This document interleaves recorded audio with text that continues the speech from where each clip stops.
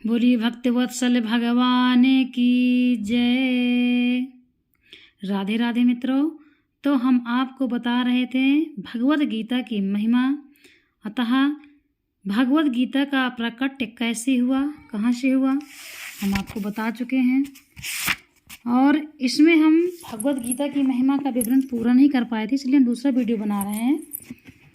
देखिए, भगवत गीता का प्राकट्य जो है ब्रह्मा जी के मुख से हुआ, जो संपूर्ण शास्त्रों के मूल हैं।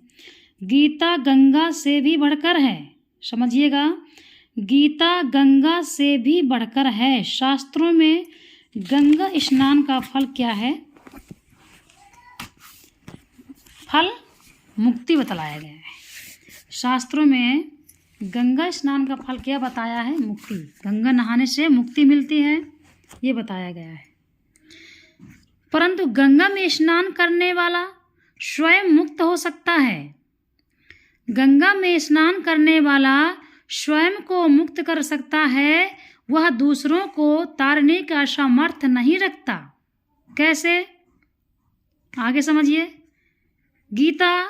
किंतु गीता रूपी गंगा में गोते लगाने वाला स्वयं तो मुक्त होता ही है, वह दूसरों को भी तारने में सामर्थ्य हो जाता है। गंगा तो भगवान के चरणों से उत्पन्न हुई है। गंगा कहाँ से उत्पन्न हुई है? भगवान के चरणों से। और गीता साक्षात भगवान नारायण के मुखारविंद से निकली है। फिर गंगा तो जो उसमें आकर स्नान करता है उसी को मुक्त करती है, परंतु गीता तो घर घर में जाकर उन्हें मुक्ति का मार्ग दिखलाती है। हिंदू सनातन धर्म में कितना भी गरीब परिवार होगा, गरीब से गरीब होगा, लेकिन ना बड़ा सही, बड़ा ग्रंथ सही, छोटा सा गीता रामायण अवश्य होता है घर में। बच्चों को भी गीता के उद्देश्य समझाने चाहिए। गीता हमें क्या समझाती है वो बच्चों को समझाएं। संस्कार बच्चे गीता के हिसाब से, जब बच्चा गीता पढ़ेगा तो संस्कार भी उसमें अच्छे ही आएंगे। इन्हीं सब कारणों से गीता को गंगा से बढ़कर कहते हैं। गीता गायत्री से भी बढ़कर है। गीता गायत्री से भी बढ़कर है। गायत्री जब से मनुष्य की मुक्ति होती है, यह बात ठीक है, किंतु गायत्री जप करने वाला भी स्वयं ही मुक्त होता है। जब वो स्वयं गायत्री का जाप करेगा तो स्वयं मुक्त होगा, पर गीता का अभ्यास करने वाला तो तरन तारन बन जाता है। जब मुक्ति के दाता स्वयं भगवान ही उसके हो जाते हैं, तब मुक्ति की बात ही क्या है? मुक्ति उसकी चरण धूलि में निवास करती है। मुक्ति का तो वह सत्र खोल देता है। इसको जब आप भाव से पढ़ेंगे तो आपके आंसू आ जाएंगे। देखिए, जिसको भगवान से प्रेम होता है, भक्त वत्सल भगवान से जिसको प्रेम होता है, वह गीता का पाठ अवश्य करता है। तो देखिए, मुक्ति उसकी चरण धूलि में निवास करती है। मुक्ति का तो वह सत्र खोल देता है। जब आप गीता पढ़ेंगे और उसको समझेंगे, तब आप दूसरों को भी समझाएंगे, बताएंगे, उसको भी गीता का उद्देश्य समझाएंगे, तो अगले की भी मुक्ति होगी। इसीलिए आपको दूसरे के भी तारने का सामर्थ्य हो जाता है आपके पास। गीता को हम स्वयं भगवान से भी बढ़कर कहें तो कोई अत्युक्ति ना होगी। ठीक है? भगवान ने स्वयं कहा है, गीता श्रेयहम तिष्ठामि गीता में चोत्तमं ग्रहम गीता ज्ञानपूपाश्रित्य त्रिलोकान पालयाम्यहम्। इसका समझिए, मैं गीता के आश्रय में रहता हूँ। भगवान कहते हैं वराह पुराण, मैं गीता के आश्रय में रहता हूँ, गीता मेरा श्रेष्ठ घर है। अब देखिए, जहाँ गीता रहती हैं, जिस घर में गीता का श्रीमद् भागवत गीता का ग्रंथ रखा होता है, उस घर में भगवान निवास करते हैं। गीता के ज्ञान का सहारा लेकर ही मैं तीनों लोकों का पालन करता हूँ। इसमें शिवा गीता में ही भगवान मुक्त कंठ से यह घोषणा करते हैं कि जो कोई मेरी इस गीता रूपी अज्ञान का पालन करेगा, वह निसंदेह मुक्त हो जाएगा। यही नहीं, भगवान कहते हैं कि जो कोई इसका अध्ययन भी करेगा, उसके द्वारा मैं ज्ञान यज्ञ से पूजित होऊंगा। जब गीता के अध्ययन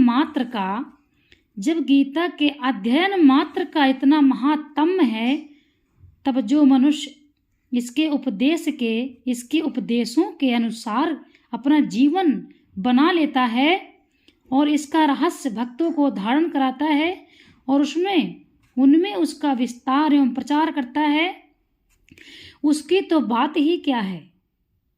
तो देखिए, इसीलिए कहते हैं कि जो ब्राह्मण होता है, जो वेदों का जिनको ज्ञान होता है, जो ब्राह्मण दूसरे को ज्ञान देते हैं, कथा भागवत करते हैं, वो स्वयं नारायण के समान ही बतलाए गए हैं। ब्राह्मण की निंदा करने वाला या भागवत वचन का जो कोई प्रचार करता है मित्रों, उसकी निंदा करने वाला रोरो नरक हो जाता है, और जो एक भगवान के प्रचार करने वाले का बुराई करता है, उसका निरादर करता है, उसके घर में या उसके कई पीढ़ियों तक भी भगवान उसकी पूजा स्वीकार नहीं करते हैं, क्योंकि आप तो स्वयं नारायण का अपमान कर रहे हैं, ब्राह्मण रूपी नारायण का अपमान कर रहे हैं, तो भगवान कैसे आएंगे। उसकी तो बात ही क्या है उसके। इसलिए ब्राह्मण श्रेष्ठ है, श्रोता नहीं इधर है, उसके लिए तो भगवान कहते हैं कि वह मुझको अतिशय प्रिय है। जो भगवान का प्रचार करता है वो हर समय भगवान के हृदय में निवास करता है।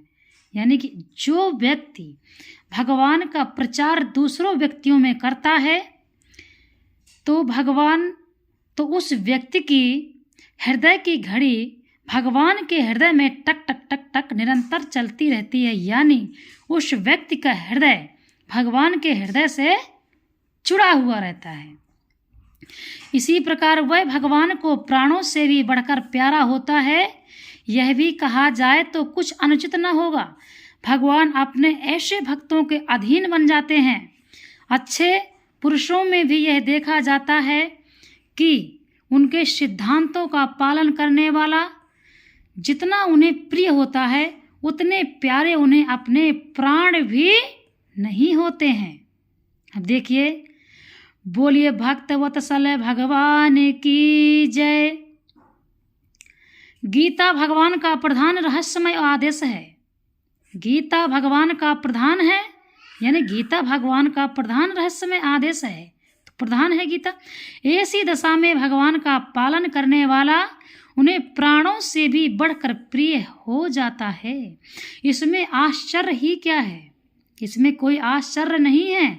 अगर आपके घर में कोई एक ही व्यक्ति गीता पढ़ता है, तो वो व्यक्ति आपके घर में समझिए कि नारायण से कम नहीं है, उसका नारायण से कम नहीं है। वो व्यक्ति आप बहुत ही अच्छे कर्म कर रहा है, आपको भी उससे लाभ हो रहा है। याद रखिए, गीता भगवान का श्वास है। क्या बात है, गीता भगवान का श्वास है, हृदय है और भगवान की वर्णमयी मूर्ति है। हृदय है और वांगमयी मूर्ति है, यानी गीता भगवान की मूर्ति भी है, वांगमयी मूर्ति है, जिसके हृदय में, वाणी में, शरीर में तथा समस्त इंद्रियों में एवं उनकी क्रियाओं में गीता रम गई है। वह पुरुष साक्षात गीता की मूर्ति है। कैसे? कैसे मूर्ति है वो व्यक्ति गीता की? समझिए, गीता भगवान का श्वास है। गीता में भगवान की श्वास बसी है, हृदय है। गीता में भगवान का हृदय है, भगवान की वांगमयी मूर्ति है। गीता भगवान की साक्षात मूर्ति है मित्रों, जिसके हृदय में, वाणी में, शरीर में तथा समस्त इंद्रियों में एवं उनकी क्रियाओं में गीता रम गई है। वह पुरुष साक्षात गीता की मूर्ति है। इसलिए जो व्यक्ति गीता पढ़ता है और गीता के उद्देश्य से अपने जीवन का आधार बनाता है, जो व्यक्ति गीता के कहे अनुसार अपना जीवन चलाता है, वो व्यक्ति साक्षात नारायण के समान है। ठीक है, उसके हृदय में नारायण है। उसके दर्शन, देखिए, जो व्यक्ति गीता पढ़ता है उसके दर्शन, स्पर्श, भाषण एवं चिंतन से भी दूसरे मनुष्य का परम पवित्र बन जाता है। जो व्यक्ति गीता पढ़ने वाले को दर्शन कर लेता है या स्पर्श कर लेता है या उसके वचन सुन लेता है या उसका चिंतन ही कर लेता है, वह मनुष्य परम पवित्र बन जाते हैं। फिर उसके आज्ञा पालन एवं अनुकरण करने वालों की तो बात ही क्या है। गीता पढ़ने वालों की जो कोई आज्ञा मानता है, उनका अनुकरण करता है, उसकी बात ही क्या है। समझिए, वास्तव में गीता के समान संसार में यज्ञ, दान, तप, तीर्थ, व्रत, संयम और उपवास आदि कुछ भी नहीं है। अब देखिए, गीता साक्षात भगवान श्री कृष्ण के, गीता साक्षात भगवान श्री कृष्ण के मुखार विंद से निकली हुई वाणी है। इसके संकलनकर्ता श्री व्यास जी हैं, श्री वेद व्यास जी हैं। भगवान श्री कृष्ण ने अपने उपदेश का कितना ही अंश तो पद्यों में ही कहा था, जिसमें व्यास जी ने ज्यों का त्यों रख दिया। कुछ अंश जो उन्होंने गद्य में कहा था, उसे व्यास जी ने, श्री वेद व्यास जी ने स्वयं श्लोकबद्ध कर लिया। तो बोलिए श्री वेद व्यास जी महाराज की जय। तथा साथ ही अर्जुन, संजय एवं धृतराष्ट्र के वचनों को अपनी भाषा में श्लोकबद्ध कर लिया और इस 700 श्लोकों के पूरे ग्रंथ को 18 अध्यायों में विभक्त करके महाभारत के अंदर मिला लिया, जो आज हमें इस रूप में उपलब्ध है। तो जो हम गीता पढ़ पा रहे हैं तो उसमें श्री वेद व्यास जी का है। तो एक बार अपने हृदय से बोलिए श्री वेद व्यास जी महाराज की जय। आप समझिए, वेद व्यास जी महाराज साधारण नहीं थे। हम तो पढ़ते हैं, उन्होंने गीता को श्लोकबद्ध किया है, इतने अर्थ के ऐसे लिखा है कि हम साधारण मनुष्य भी गीता का ज्ञान प्राप्त कर सकते हैं। तो वेद व्यास जी भी स्वयं नारायण ही थे। गीता का तात्पर्य, तो मित्रों, गीता का तात्पर्य मैं आपको अगली वीडियो में बताऊंगी। अभी समय का अभाव है, इसलिए मैं आप इसलिए हमारे वीडियो को सब्सक्राइब करें, चैनल को लाइक करें। मित्रों, जो अगली वीडियो में गीता का तात्पर्य बताऊंगी, तो वो वीडियो आप तक पहुंचे और आप जो है गीता को समझ सकें। मित्रों, अगर आपके घर में गीता नहीं है, आप नहीं पढ़ पा रहे हैं, और जहाँ बड़े बड़े अनुष्ठानों में गीता हो रहा है वहाँ भी नहीं आप जा पा रहे हैं, और आप स्वयं से भी पढ़ने का आपके पास समय नहीं है, आप सोचते हैं हम नहा धो के बैठेंगे तब पढ़ेंगे, इसलिए आप नहीं पढ़ पा रहे हैं, तो आप लेटे हैं, थक हार के आते हैं काम करके, आप लेट जाइए, आप फ़ोन चला लीजिए, गीता को सुनिए। साक्षात आपके घर में श्री हरि विष्णु का निवास होगा। मित्रों, बोलिए भक्तवत्सल भगवान की जय।